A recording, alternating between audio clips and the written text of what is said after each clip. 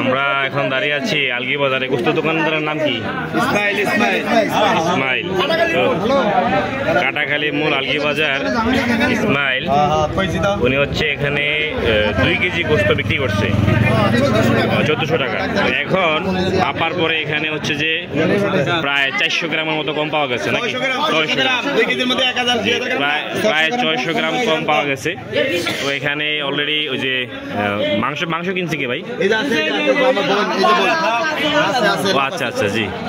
তো এই হচ্ছে অবস্থা। তো 2 কেজি মাংসের মধ্যে যদি প্রায় 600 গ্রামের মতো কম, আপনারা দেখতে পাচ্ছেন এখানে 1456 গ্রামের মতো আছে আর কি।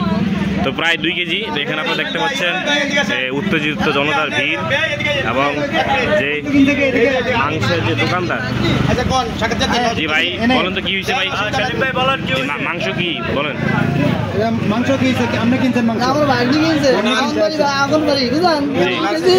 2 কেজি গোস্ত 1400 টাকা দিয়া, 1 কেজি 2 বলে দিয়া 1400 টাকা। এক দোকানে ফারুক ভাইয়ের দোকান মাইপাতে 1 কেজি 400 গ্রাম গোস্ত।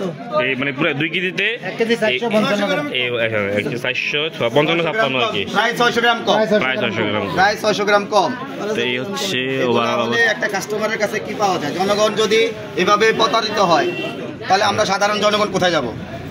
একজন ভুক্তভোগী, সাধারণ একজন মহিলা, জি জি, উনি যদি এই ইয়াটা হয় তাহলে তো জনগণ ওনার কাছ থেকে এটা আমাদের বিশ্বাসটুকু হারিয়ে ফেলছে। এটা ঠিক হয় না।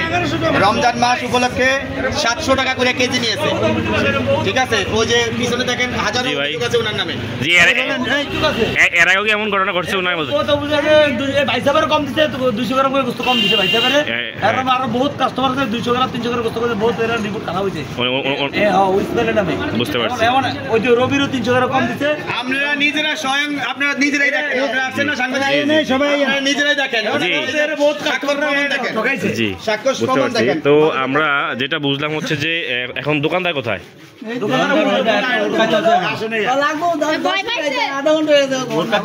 আচ্ছা, বুঝতে পারছি। তো আমরা হচ্ছে যে এখানে আসা সরেজমিনে আসার পরে দেখলাম যে এখানকার যারা ভুক্তভোগী তারা অলরেডি এ ব্যাপারে বক্তব্য দিয়েছেন। তিনি প্রায় সময় এই ধরনের কাজ করেন, হচ্ছে যে জি প্রায় সময় এই ধরনের কাজগুলো করেন। হচ্ছে যে মাংস, যে এখানে 2 কেজি মাংসের মধ্যে প্রায় হচ্ছে যে প্রায় 600 গ্রাম কম। তো এখন দোকানদার কোথায় গেছে আঙ্কেল? ওনার নাম্বার আছে? Phone number loan. আচ্ছা ঠিক আছে। তো এই হচ্ছে ওভারঅল অবস্থা আর কি।